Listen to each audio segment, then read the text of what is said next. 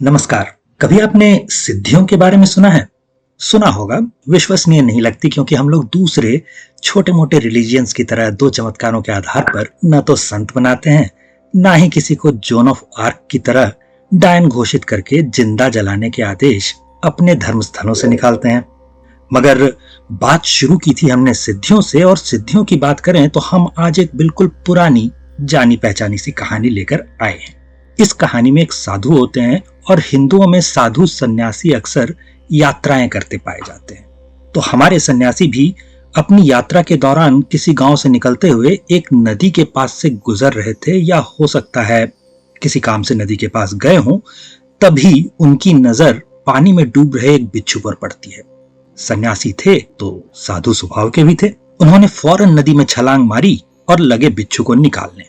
डूबता हुआ बिच्छू कुछ तो डूबने के कारण घबराया हुआ था और कुछ आसपास आने वालों को डंक मारने की अपनी आदत से लाचार भी था।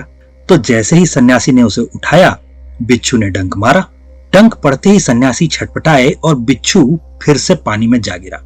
इतने में कुछ ग्रामीणों ने सन्यासी को नदी में कूदते हुए देख लिया था, तो वो भी दौड़े दौड़े देखने पहुंचे कि माजरा क्या है। तब तक सन्यासी 2-4 बार बिच्छू को उठाने का प्रयास कर चुके थे। हर बार बिच्छू डंक मारता और फिर से पानी में जा गिरता। ग्रामीणों ने आकर जब देखा कि सन्यासी क्या कर रहे हैं, तो वो थोड़ी देर तो रुके। तब तक सन्यासी को बिच्छू कई बार डंक मार चुका था। ग्रामीण बोले, महाराज ये क्या कर रहे हैं? आपके बचाने के प्रयास पर भी जब ये डंक मारे जा रहा है तो डूब ही क्यों नहीं जाने देते इसे? सन्यासी दर्द में भी मुस्कुराते हुए बोले, बिच्छू का तो स्वभाव ही डंक मारना है। वो मृत्यु के मुख में पड़ा हुआ भी डंक मारना नहीं छोड़ रहा, तो मैं थोड़ी सी पीड़ा, थोड़े से दर्द के लिए अपना साधु स्वभाव कैसे छोड़ दूं? ये साधु स्वभाव ही हिंदुत्व की सबसे बड़ी सिद्धि है। बदले में बिच्छू की तरह कोई डंक भी मार रहा हो तो ये सहायता का स्वभाव नहीं छोड़ते। इस सिद्धि को पाना इतना आसान भी नहीं है। बचपन से ही अगर कठिनाइयों का सामना स्वयं करने, बिना बदले में कुछ मिलने की आशा रखे उपकार करने जैसी चीजें सिखाई गई हों, तभी 20-25 वर्ष की आयु में पहुंचकर कोई ऐसा कर पाता है। आजकल जैसे इंटाइटल्ड किस्म के लोग होते हैं, उनसे हिंदुओं वाला ये साधु स्वभाव संभल नहीं पाता। बिना बदले में कुछ पाने की भावना के, बिना धर्म परिवर्तन जैसे किसी दबाव के, किसी युद्धग्रस्त क्षेत्र में मुफ्त में भोजन की व्यवस्था करते और कौन दिखता है? यहाँ जब बिच्छुओं जैसे स्वभाव की बात हो तो याद ही होगा कि दिवंगत सुषमा स्वराज कैसे युद्धग्रस्त क्षेत्रों से भारतीय लोगों को बचा लाने का प्रयास करती थी। उनकी मृत्यु पर कई लोग ठहाके लगाते भी दिखे होंगे। ये बिच्छुओं जैसा स्वभाव नहीं तो और क्या है।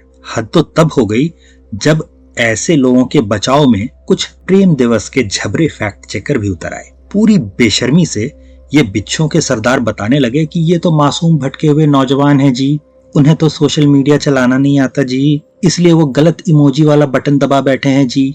ऐसे बिच्छुओं की भारत में फिलहाल कोई कमी नहीं। एक कांग्रेस नेत्री की सुपुत्री का इंटरव्यू हमने कई बड़े लोगों को सोशल मीडिया पर बांटते देखा। बाद में जब पता चला कि ये एक बिहार के कांग्रेस नेत्री की सुपुत्री है, तो फिर कहीं जाकर उसकी भी पोल खुली। यही वजह है कि मेरी ये पुरानी सी कहानी फिर से महत्वपूर्ण हो जाती है। वो बिच्छुओं की तरह डंक मारना नहीं छोड़ेंगे, और अक्सर हिंदुत्व अपना साधु स्वभाव नहीं छोड़ता। बाकी बिच्छुओं की मदद कितनी देर तक और कितनी बार करनी है, ये आप तय कीजिए। हाँ, वीडियो पसंद आए तो लाइक और सब्सक्राइब दबाना ना भूलें। धन्यवाद।